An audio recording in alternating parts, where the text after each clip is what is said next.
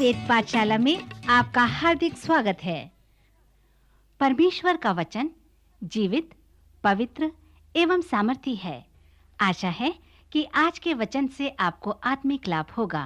तो लीजिए प्रस्तुत है ये संदेश। प्रिय श्रोता मित्र, आज के वेद पाठशाला कार्यक्रम में हम आपका हार्दिक स्वागत करते हैं। ये हमारा सौभाग्य है कि आपके साथ परमेश्वर के वचन का अध्ययन कर सकते हैं। इस आत्मिक यात्रा में आप हमारे साथ भाग ले रहे हैं, इसलिए हम आपका धन्यवाद करते हैं। मित्र, आज के अध्ययन में हम आपका ध्यान मनुष्य के सृष्टि और उसके जन्म के विषय केंद्रित करना चाहते हैं। ध्यान रहे कि उत्पत्ति के पुस्तक का उद्देश्य यह है कि जैसे वह था वैसे ही आज भी हम उसे प्रस्तुत कर सकते हैं। और जैसे हम मनुष्य के जीवन के प्रारंभिक विषय पर विचार करते हैं तो हम अपने विषय में देखने पाते हैं मनुष्य के विषय में उत्पत्ति की पुस्तक क्या कहती है। और जैसे हम मनुष्य के सृष्टि के विषय अध्ययन करते हैं तो हम मनुष्य के लिए परमेश्वर के उद्देश्य के विषय क्या सीखते हैं। इस उत्पत्ति के पुस्तक में हम इसका उत्तर प्राप्त करते हैं जिसे परमेश्वर ने हमें बताया है। श्रोता मित्र, उत्पत्ति के पुस्तक में मनुष्य के सृष्टि का वर्णन है। परमेश्वर ने कहा, हम मनुष्य को अपने स्वरूप के अनुसार अपनी समानता में बनाएं और वे समुद्र की मछलियों और आकाश के पक्षियों और घरेलू पशुओं और सारी पृथ्वी पर और सब रेंगने वाले जंतुओं पर जो पृथ्वी पर रेंगते हैं अधिकार रखें। तब परमेश्वर ने मनुष्य को अपने स्वरूप के अनुसार उत्पन्न किया और नर व नारी करके उसने मनुष्यों की सृष्टि की। और परमेश्वर ने उनको आशीष दी और उनसे कहा, फूलो फलो और पृथ्वी में भर जाओ। मित्र, उत्पत्ति के दूसरे अध्याय में भी मनुष्य की सृष्टि के विषय कुछ बातें मिलती हैं। दूसरे अध्याय के 18 पद कहता है कि फिर परमेश्वर यहोवा ने कहा, मनुष्य का अकेला रहना अच्छा नहीं, मैं उसके लिए एक ऐसा सहायक बनाऊंगा जो उससे मेल खाए। तब यहोवा परमेश्वर ने आदम को भारी नींद में डाल दिया और जब वह सो गया तब उसने उसकी एक पसूली निकालकर उसकी संति मांस भर दिया। और यहोवा परमेश्वर ने उस पसूली को जो उसने आदम से निकाली थी उसे स्त्री बना दिया और उसको आदम के पास ले आया। और आदम ने कहा, अब यह मेरी हड्डियों में की हड्डी और मेरे मांस में की मांस है, सो इसका नाम नारी होगा, क्योंकि यह नर में से निकाली गई है। इस कारण पुरुष अपने माता पिता को छोड़कर अपनी पत्नी से मिला रहेगा और वे एक ही तन के बने रहेंगे। मित्र, यहाँ पर जब हम मनुष्य के सृष्टि के विषय देखते हैं कि मनुष्य की सृष्टि परमेश्वर के स्वरूप और समानता में हुई, सो इसका अर्थ क्या है। परमेश्वर आत्मा है और परमेश्वर की देह नहीं, सो यह मनुष्य के देह को इंगित नहीं करती परंतु मनुष्य के आत्मिक जीवन को इंगित करती है। प्रभु यीशु ने कहा कि जो शरीर से जन्मा है वह शरीर है, अर्थात शारीरिक जन्म हमें शारीरिक प्राणी बनाते हैं। सो इस शारीरिक देह के द्वारा मनुष्य परमेश्वर के स्वरूप व समानता में नहीं है, परंतु ये हमारा दायित्व है कि हम आत्मिक बने। और यही आत्मिक बात परमेश्वर के स्वरूप व समानता के विषय बताती है। ऐसा लगता है कि जब परमेश्वर ने सब कुछ बनाना समाप्त किया तब यहोवा ने आदम को भूमि की मिट्टी से रचा और उसके नथनों में जीवन का श्वास फूंक दिया। तब मनुष्य शारीरिक व आत्मिक रूप से जीवित प्राणी बन गया और इसलिए परमेश्वर ने मनुष्य को अपनी आत्मिक स्वरूप व समानता में बनाया, क्योंकि परमेश्वर आत्मिक हैं। पशुओं के पास ये योग्यता नहीं, पर मनुष्यों के पास ये योग्यता है, क्योंकि मनुष्य प्रबल व आत्मिक प्राणी है। जब हम उत्पत्ति के तीसरे अध्याय में प्रवेश करेंगे तो हम देखेंगे कि मनुष्य कैसे परीक्षा में पड़ा और उसमें कैसे गिर गया। परमेश्वर ने आदम व उसकी पत्नी हवा को आत्मिक बनाया था और वो चाहता था कि वे आत्मिकता में बढ़ें, इसलिए उसने उन्हें अपने आत्मिक स्वरूप व समानता में बनाया। तो श्रोता मित्र, यह हमारा पहला अवलोकन है कि मनुष्य के सृष्टि के विषय हम देखते हैं कि वह प्रारंभ में कैसा था और आज कैसा है। क्योंकि परमेश्वर ने मनुष्य की सृष्टि इसलिए की है कि वह आत्मिक हो, और अब जबकि मनुष्य आत्मिक नहीं होता तो वह आत्मा से नहीं पर शरीर से जन्मा है, और वह परमेश्वर के स्वरूप व समानता में नहीं है, क्योंकि परमेश्वर आत्मिक व जीवित है। एक बार प्रभु यीशु मसीह उन लोगों को जो आत्मिक रूप से मृतक हैं इस प्रकार संबोधित किए। एक मनुष्य प्रभु यीशु मसीह के पास आकर प्रभु से कहा, प्रभु, मैं आपके पीछे हो लेना चाहता हूँ, परंतु हे प्रभु, पहले मुझे जाने दे कि अपने पिता को गाड़ दूं। परंतु प्रभु यीशु मसीह ने उससे कहा, मरे हुओं को अपने मुर्दे गाड़ने दे, पर तू मेरे पीछे हो ले और परमेश्वर के राज्य की कथा सुना। मित्र, इसका क्या अर्थ है कि मरे हुओं को अपने मुर्दे गाड़ने दो? प्रभु का कहना है कि तुम जो शारीरिक रूप से जीवित हो, इसका अर्थ यह नहीं कि तुम सचमुच में जीवित हो, अर्थात जो शारीरिक रूप से जो जन्मे हैं वे परमेश्वर के स्वरूप व समानता में नहीं हैं, क्योंकि वचन यही कहता है। परंतु जब हमारा नया जन्म होता है तब हम परमेश्वर के स्वरूप व समानता में आ जाते हैं।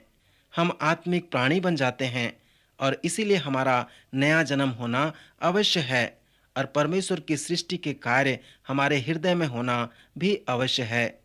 मेरे मित्र, मनुष्य की सृष्टि के विषय अगला अवलोकन जो हम कर सकते हैं वो है कि परमेश्वर ने मनुष्य को नर व नारी करके सृष्टि की। परंतु क्यों परमेश्वर ने पुरुष व स्त्री को बनाया? वह परमेश्वर ने आदम को गहरी नींद में डालकर उससे एक पसली निकाली और उसमें उसकी संति मांस भरकर उसे स्त्री बना दिया। तो यह पहला शल्य कार्य था जिसे परमेश्वर ने किया। यह बात मुझे बहुत ही अच्छी लगती है, और अनेक विद्वान भी यही कहते हैं कि परमेश्वर ने स्त्री को पुरुष के सिर में से नहीं बनाया कि मनुष्य स्त्री का गुलाम हो, और परमेश्वर ने स्त्री को पुरुष के पांव से भी नहीं बनाया कि वो उसके नीचे रहे, परंतु परमेश्वर ने उसे पुरुष के हृदय की पसुली में से बनाया ताकि वो उसके पास रह सके, उसके संग रह सके। इसमें एक और अच्छी बात हम जान सकते हैं कि क्यों परमेश्वर ने स्त्री को बनाया। यहाँ पर हम यह कह सकते हैं कि यद्यपि मनुष्य परमेश्वर की समानता में था, फिर भी वह स्त्री के बिना अधूरा था। अर्थात परमेश्वर ने कहा, आदम का अकेला रहना अच्छा नहीं, मैं उसके लिए एक ऐसा सहायक बनाऊंगा जो उससे मेल खाए। सो स्त्री बनाकर परमेश्वर ने आदम के अधूरेपन को दूर कर दिया। मित्र, जब आप इब्रानी व्याकरण को देखेंगे तो आप ये पाएंगे कि जब परमेश्वर ने स्त्री व पुरुष को एक साथ जोड़ा, जिसे हम आज पवित्र विवाह कहते हैं, और स्त्री व पुरुष जो एक तन के होते हैं, इब्रानी व्याकरण के अनुसार एक संपूर्ण मनुष्य कहलाते हैं। अनेक लोग कहते हैं कि अदन की वाटिका में उन्होंने यौन संबंध द्वारा पाप किया, परंतु ऐसा नहीं है। परमेश्वर ने उन्हें पाप में पड़ने से पहले ऐसा बनाया था, और परमेश्वर ने यह भी कहा था कि यह बहुत ही अच्छा है। जब उसने संसार की सारी वस्तुओं को बनाया तो उसने कहा अच्छा है, परंतु जब उसने मनुष्य और स्त्री को बनाया तो उसने कहा बहुत ही अच्छा है। यह पाप में पड़ने से पहले की बात है। परमेश्वर ने इसीलिए उन्हें एक तन किया ताकि वे एक नए जीवन का आरंभ करें, जो आज हमारे लिए एक महत्वपूर्ण जीवन का नियम है, जिसे हम एक परिवार या एक घर कह सकते हैं। यह परमेश्वर की योजना थी कि वह स्त्री व पुरुष दोनों को एक साथ जोड़े, जो माता पिता कहला सकें और अन्य लोगों को उत्पन्न करके उन्हें भी पालक बना सकें। यह प्रकृति और मनुष्य के पारिवारिक जीवन के लिए जीवन का एक महान नियम है, और इस जीवन के कार्य को आगे बढ़ाने के लिए परमेश्वर को दो उपयुक्त माता पिता का चयन करना पड़ा, और इन दो माता पिता का चयन करने के लिए दो उपयुक्त साथी और दो उपयुक्त लोगों को सामने आना पड़ा। परमेश्वर का वचन इस विषय पर बहुत ही गंभीरता और स्पष्ट रूप से बताती है कि कैसे एक उपयुक्त पालक, उपयुक्त लोग और उपयुक्त साथी संगी बन सकते हैं। जब हम पवित्र शास्त्र में देखते हैं तो पहला पतरस के 3 अध्याय में पति व पत्नियों के विषय बताया गया है। पत्नियों को कहा गया है कि हे पत्नियों, तुम अपने पति के अधीन रहो, इसलिए कि यदि उनमें से कोई ऐसे हों जो वचन को न मानते हों, तो भी तुम्हारे भय सहित पवित्र चाल चलन को देखकर बिना वचन के अपनी अपनी पति के चाल चलन के द्वारा खींचा जाएं। मित्र, यहाँ पर हम यह देखते हैं कि वह पति जो वचन को नहीं मानता या उस पर विश्वास नहीं करता, वो पत्नी के जीवन व चाल चलन को देखकर विश्वास में आ सकता है। यहाँ पर पतरस ये नहीं कह रहे हैं कि वो अपने पति को छोड़ दें, पर अपने जीवन व चाल चलन के द्वारा उसे मसीही विश्वास में लाएं। सो यदि आप इस पर विश्वास करते हैं तो सच में यह वास्तविक बात है। मेरे एक मित्र हैं जो मनोवैज्ञानिक हैं। वो कहते हैं कि हमारे जीवन में अनेक चिंता व निराशा के कारण इस प्रकार के होते हैं कि हमारे लक्ष्य दूसरों के कार्य पर आधारित होते हैं। उदाहरण के लिए हम चाहते हैं कि हमारे बच्चे कुछ कार्य करें और इस प्रकार उससे हमारे पूरे वर्ष का लक्ष्य होता है, परंतु हम सचमुच में उनका नियंत्रण नहीं कर पाते। और दूसरा कि मेरी पत्नी कुछ कार्य करने का लक्ष्य करती हैं, परंतु मैं उसका नियंत्रण नहीं कर पाता। सो यहाँ पर हम देखते हैं कि ऐसा विचार करना वास्तविक नहीं है और इस प्रकार से हम समस्याओं का सामना नहीं कर सकते। कई लोग सोचते हैं कि यदि वे दूसरे लोगों के साथ जुड़ते हैं तो उनके साथ साथ समस्याएं भी उनमें जुड़ जाती है। वचन कहता है कि यदि मनुष्य परमेश्वर के बनाए हुए नियम का पालन करता है और जीवन में अपने साथी का चुनाव करता है तो वह सफल होता है, पर यदि ऐसा नहीं होता तो दूसरे व्यक्ति के लिए आपको उत्तरदायित्व देने की जरूरत नहीं।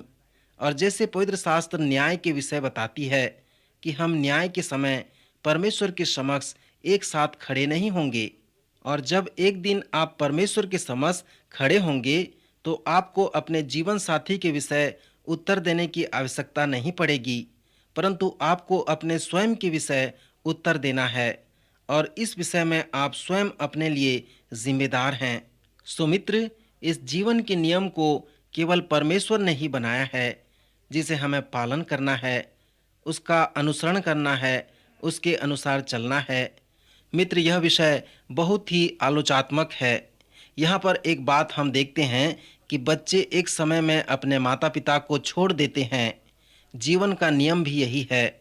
जब बच्चे जवान होते हैं या 20 वर्ष के ऊपर के होते हैं तो वे लोग माता पिता को छोड़कर किसी अन्य के साथ जुड़ जाते हैं। यह एक साथ नहीं होता, परंतु धीरे धीरे होता है। अर्थात जब बच्चे बड़े होते जाते हैं तो वे किसी भी समय माता पिता को छोड़कर किसी दूसरे के साथ जुड़ जाते हैं।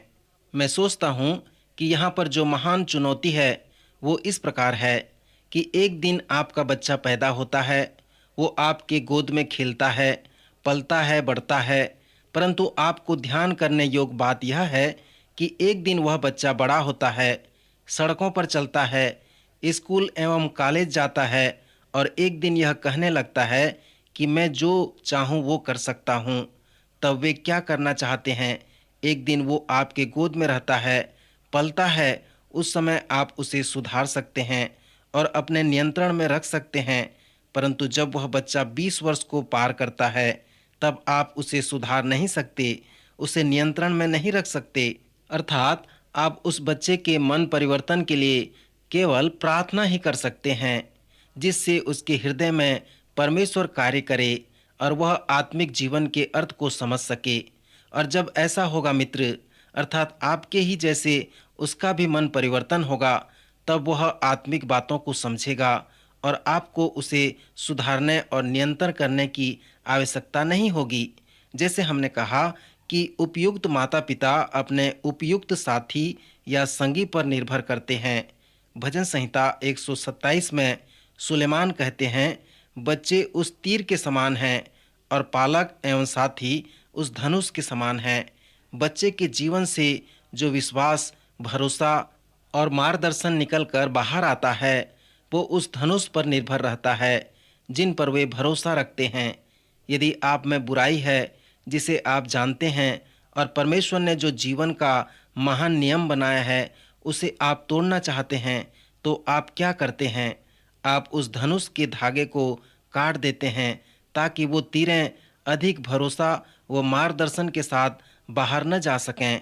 मित्र, आज जबकि मैं जवान लोगों के लिए कह रहा हूँ, मुझे वो कविता याद आ रहा है जिसमें कवि ने कहा है, मैं हवा में तीर चलाता हूँ जो जमीन पर गिरता है और मैं नहीं जानता हूँ कि वह कहाँ गिरता है। इसी तरह से कुछ बच्चों का जीवन बाहर आता है। उनके जीवन में भरोसा व मार्गदर्शन नहीं रहता, क्योंकि वो एक अच्छे धनुष पर भरोसा नहीं रखते। इसलिए पालक एवं उनके साथी उपयुक्त होना आवश्य है। सो आइए मित्र, हम पुरुष व स्त्री के सहभागिता के बीच थोड़ा ध्यान करें। स्त्री व पुरुष के बीच का सहभागिता परमेश्वर के जीवन के नियम के लिए महत्वपूर्ण भाग हैं। इसलिए परमेश्वर ने उन्हें स्त्री व पुरुष करके सृष्टि की। जब स्त्री व पुरुष परमेश्वर से संबंध रखते हैं और परमेश्वर के निकट बने रहते हैं, तो वे एक दूसरे के भी निकट में रहते हैं। अर्थात वचन के अनुसार यह संबंध एक तन का होता है। वे दोनों एक साथ बंधे हुए हैं और शारीरिक रूप से एक तन के हैं, एक देह के हैं। इसके अतिरिक्त वचन में हमें इस तरह से अनेक संबंधों को देख सकते हैं, क्योंकि यह बहुत ही महत्वपूर्ण है। हम वचन में देखते हैं कि इन दो लोगों के बीच का संबंध ईश्वरीय संबंध है, क्योंकि यह परमेश्वर के हृदय में से तैयार किया हुआ है। परमेश्वर ने ही इन दोनों को एक साथ बांधा है। विवाह और गृहस्थी बनाने की योजना परमेश्वर ने ही हमें सिखाया है। यह विवाह का बंधन ईश्वरीय बंधन है, क्योंकि जब परमेश्वर की नज़र में विवाह होता है तो आप कह सकते हैं परमेश्वर ने हमें एक साथ लाकर जोड़ दिया है। मेरे मित्र, परमेश्वर की नज़र में विवाह क्या है? मैं विश्वास करता हूँ कि परमेश्वर की नज़र में विवाह इस तरह का है कि जिसे परमेश्वर ने जोड़ा है उसे मनुष्य अलग न करे। विवाह परमेश्वर की नज़र में वो कार्य है जिसमें दो लोग परमेश्वर द्वारा जोड़े जाते हैं। मित्र, यदि आपका विवाह इसी तरह से हुआ है तो आप कह सकते हैं कि परमेश्वर ने हमें एक साथ जोड़ा है। नए नियम के विवरणों के अनुसार प्रभु यीशु मसीह उत्पत्ति के पुस्तक को एक कुंजी की तरह प्रस्तुत किए हैं। अर्थात विवाह ईश्वरीय बंधन है, क्योंकि परमेश्वर ने इन्हें एक साथ जोड़ा है।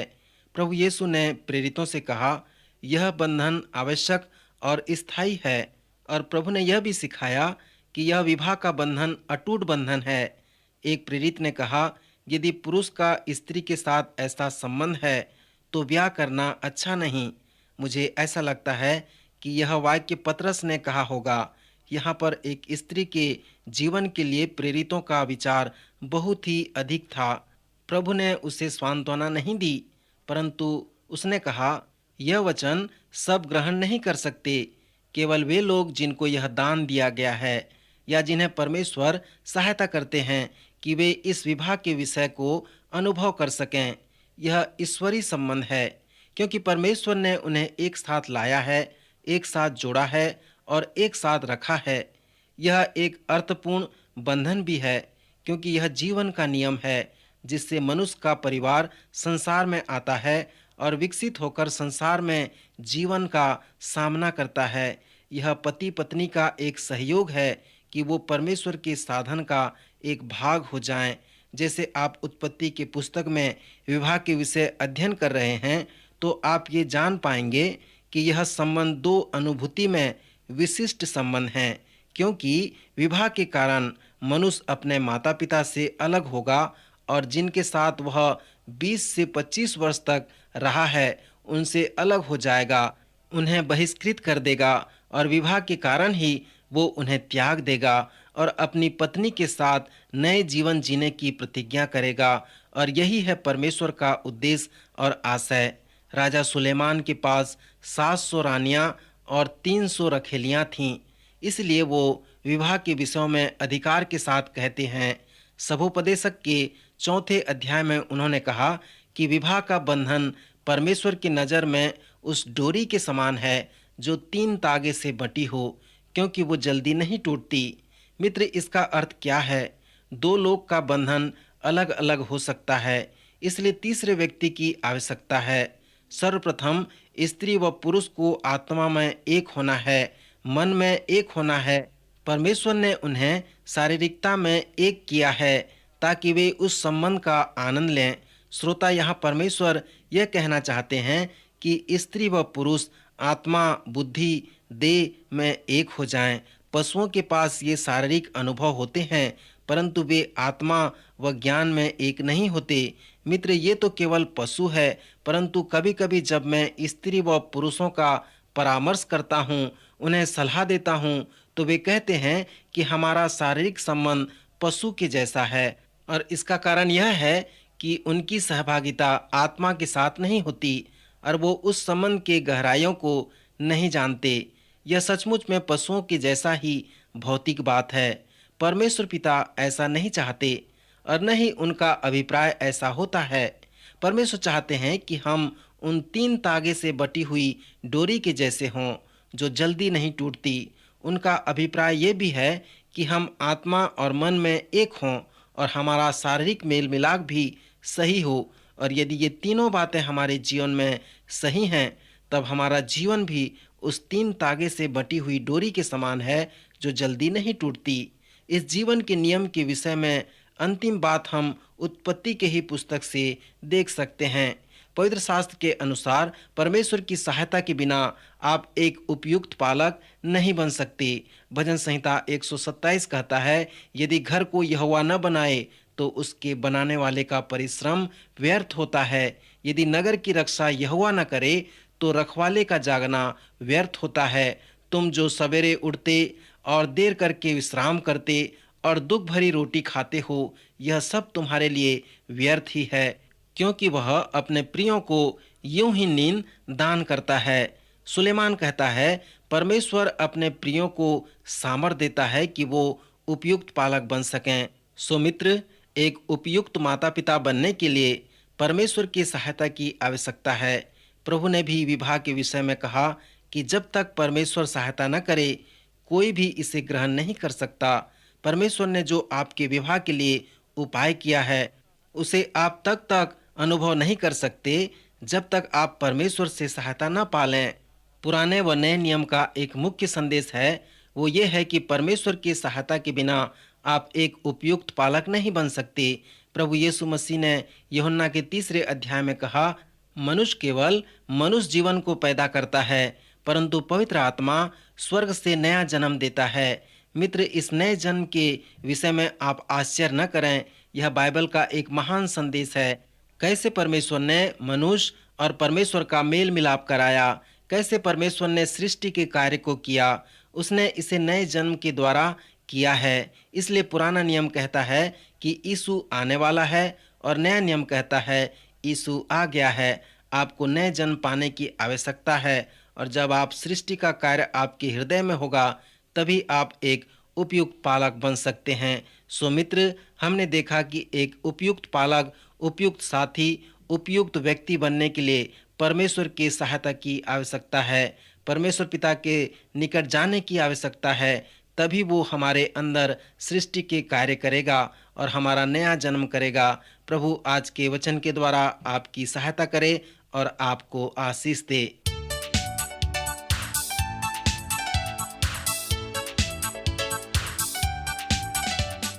प्रिय श्रोताओं, अभी आप सुन रहे थे हमारा ये कार्यक्रम वेद पाठशाला। श्रोताओं, आपको ये जानकर खुशी होगी कि हमारे पास इस अध्ययन से संबंधित नोट्स उपलब्ध हैं, जिन्हें हम सभी श्रोताओं को निशुल्क भेजना चाहते हैं। यदि आप इसे प्राप्त करना चाहते हैं तो हमें इस पते पर लिखें। हमारा पता है कार्यक्रम Ved Pathshala, radio Vishwavani, post box number 317, Lucknow 226001, Uttar प्रदेश।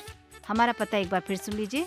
कार्यक्रम Ved Pathshala, radio Vishwavani, post box number 317, Lucknow 226001, Uttar प्रदेश।